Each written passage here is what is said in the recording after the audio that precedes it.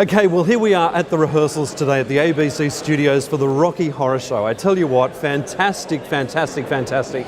It's returning to our stages, and I am lucky enough to have a fabulous interview at the moment with Chris, the director. Chris, thank you very much for joining us. Very nice to see you. I have to ask you, I was watching you during the performance. Where were you going? Your eyes, everything about you, you're following everybody on the floor. Yes, I do live it, I suppose. I love the show, Yes. and I love these actors. They're a wonderful, wonderful company. Yes. And it's just such fun. You can't help but get caught up in it. And I think possibly that the way I direct is to live it with them.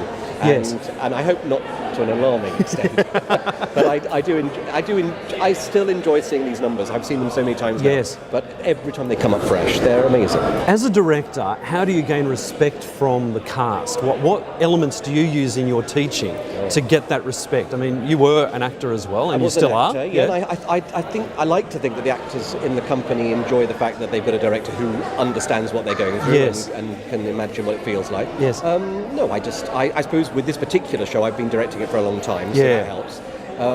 But I just try and have fun with them and make it an enjoyable process. And I think I love the piece, and I hope I can lay that to them and get them on board, and it sparked their enthusiasm. Yes, and then when you're trying to get the characters to come to life, how do you work with talent to get that element that you're looking for? Well, to be honest with you, it's quite easy with this company because Yeah. they are exceptionally gifted. They Yeah. they can all sing, they can all dance, Yeah. they can all act, and Yeah. they're very funny as well. Yeah. Craig McLaughlin is, in the words of Richard O'Brien, the funniest Frankfurter of all time. And he is hilarious. And I find myself weeping with laughter watching him. So, it's not exactly rocket science with a group like this. Now, we live in a world where the world's changing, social media, TV, it's all Yes. going online and everything's happening. Why do you think theatre is surviving? What is it that people are looking for, the audiences today? It seems to be surviving better than ever, doesn't it? Yeah. Really? I think maybe because everyone's sat at home with their computer, there's a joy in coming together and Yes. experiencing something with a group. And Rocky Horror is an unusually collaborative Yes. experience. Yes. And I think there's no substitute for watching it with an audience going berserk. No. And they do go berserk. Yeah. Now, from London to here, what's the difference with the theatre world? Oh, the theatre world generally. Well, I suppose this is a newer, younger industry. In England, it's so well established. I mean, I've just come from directing 2 plays at the Royal Shakespeare Company Yes. in Stratford. Well, that's been going quite a long time. Yeah. And we all come from that tradition of Shakespeare and even before him. So it's been there a while. But I think here what there is this fantastic energy. And there's a real excitement, a real buzz. So when a new show's opening, there seems to be a real sense of momentum behind it. Yes. I've directed here now a fair amount, and I just love it, and I love the theatre community. Yes. So cast your mind back to when you were a little boy.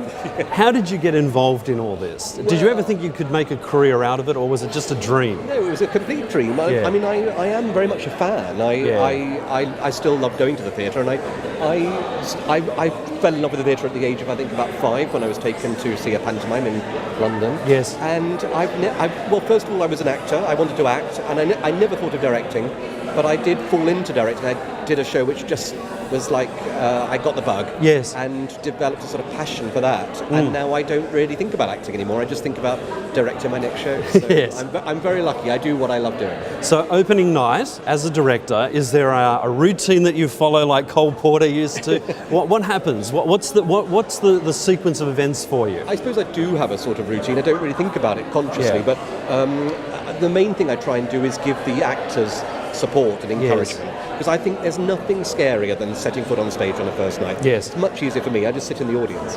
I do watch the show. Some directors don't. I do watch it because I feel I have to be there. But I couldn't bear not to be there.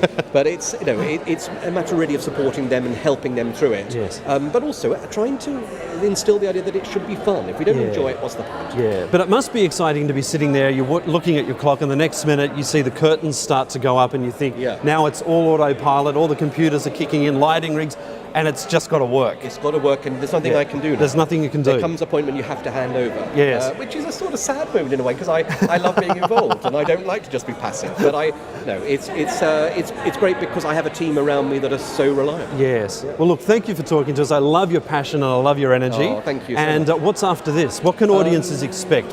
After this play here, this show here, I'm doing a new play in London at Shakespeare's Globe. on the South Bank in London. Very exciting, and you play about the Restoration Theatre, Nil Gwyn, Charles II. Really exciting. So lovely, different, something a little bit different after this, and something to get my teeth into. And we've been chatting with Chris Luscombe today all about the Rocky Horror Show, and it's returning to our stages at the Lyric Theatre. Chris, thank you for joining us. Thank you so much.